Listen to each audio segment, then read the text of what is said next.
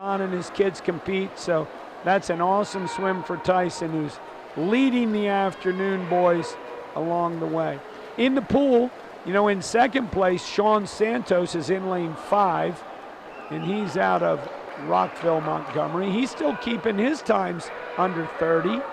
And he split 30.00 on the last 50, and then he's back to a 29.7. We'll see in a second where he's at on this 50. Yeah. 29.6, he's getting faster, and again, being consistent. Up in down in lane 2 at the bottom of the screen, 30.8 for Connor Smith. It's a quick 16 minutes, maybe to us. It seems these guys, when they're racing this and they've prepared and they've done all the pace training, and I think that's the difference now between the training we do generally as a country compared to what we did in the 70s and 80s when distance was king and we just said, okay, more is better. That now it's more is okay, but it's with a focus, and it's kind of bled in.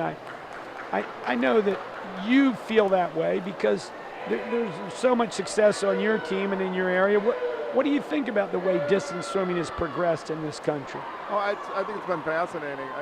It's how it's evolved. I mean, you're not seeing clubs go the 10-500s and 5,000 per time as readily anymore. And some of our best 500 freestylers have never done those sets, but they're doing hundreds at their mile pace, or hundreds or 200s at mile pace, and doing a lot more swimming, a little bit less yardage. Not necessarily USRPT short yardage, but doing a little bit less yardage, but amping up the quality and getting these kids to swim at their pace during the season, and getting them used to feeling what that's going to feel like. Well, I know Michael Cooper in the center of your pool getting ready to lap the field. It looks like you see him. He's flipping right there in lane number 4. And the two gentlemen in lanes 2 and 3, Juan Carlos and Connor, they're in 3rd and 4th place. They're about to get passed up. I mean, Coop is he's 28.8 there. And he's just grabbing that water and pulling him. It's almost like he's got a rope and he's holding on to it. He does. He's just grabbing a ton of water right now, and he's in a great rhythm, as is Sean Santos in lane 5, just above him, 29.9, is still on pace to get under 17 for the first time. But You're right, Michael Cooper just looks phenomenal right now. Well, he's definitely going to get everybody, maybe not Santos, but he's going to, within another 20 yards. He's got the field except for Santos. Santos, he turns there at the 900 with an 850.7, so he's a good 10 seconds under the magic number. Coop's, got another 50 to go, and he'll be at his 1,000-yard mark. And that was his first 29 I think we've seen. I don't know that we've seen another one unless way early on, so we'll see how that develops. But again, he's well under pace. Well, Juan Carlos from Long Island in lane 3, he kind of left Connor Smith behind. He said, let me just go with Coop for a couple of laps. Maybe I can get over here and draft. Cooper turns at the 1,000 at 9:29.40. Wait, is he 14 years old? Yeah, isn't that amazing? 9:29. His dad never went that. No, he didn't. I am sure of that. And Juan Carlos hung on for more than just a couple of 50s. He hung quite a bit, got a little bit of draft off of that, and definitely put some separation between him and Connor Smith.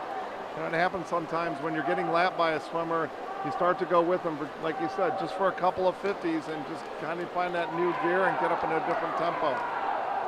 Well, one thing I noticed with that turn, and you're watching Coop on your screen, he is getting plenty of breath in and out of the walls, and I know that the great Vladimir Salnikov said he loved to breathe out of the walls. He didn't care about streamlining underwater dolphin, and nobody beat him in the mile for 10 years. So, yeah, maybe there's something to be said for getting oxygen. Absolutely, yeah. Well, there's no doubt. I mean, you definitely need to be breathing in this event, and it's critical that you breathe early and breathe often. Sometimes we see kids not breathing up early on in the race, and then they struggle later on. So this isn't like a 50 or 100 where you want to just keep your head still more, but and Coop is showing that. So Well, this is a special night. I mean, it's something that this young man's going to remember for a long time.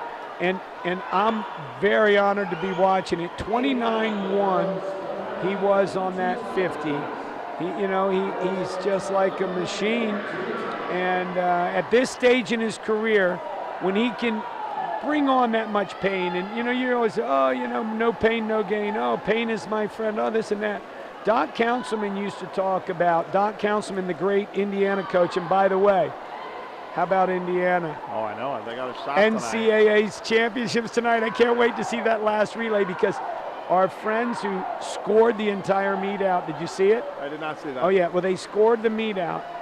And if it goes exactly as it is in prelims, which it never does, including diving, Indiana 1 point ahead of Texas, and Texas a half point ahead of Cal Berkeley. Oh, wow. So it was 3 teams and a point and a half. That's coming down to the last relay. But Doc Councilman talked about swimming through pain barriers, and I saw this.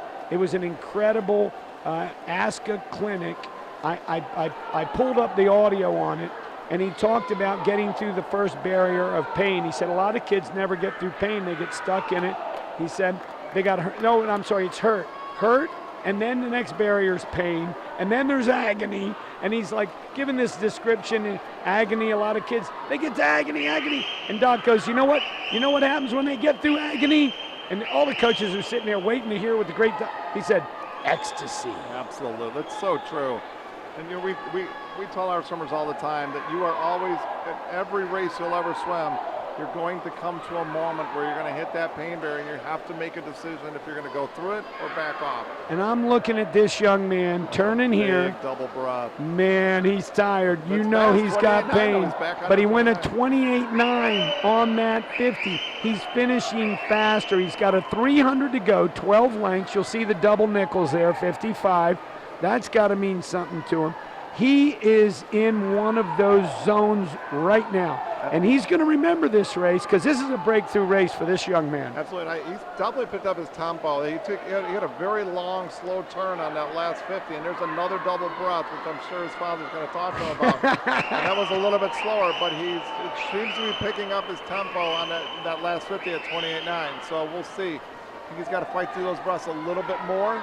Well, this is going to qualify him for a lot of new levels of swimming. In 14-year-old age group swimming, what better way to say goodbye to it than with an unbelievable blast blowout mile here at the historic site, the I Drive Y, Central Florida YMCA.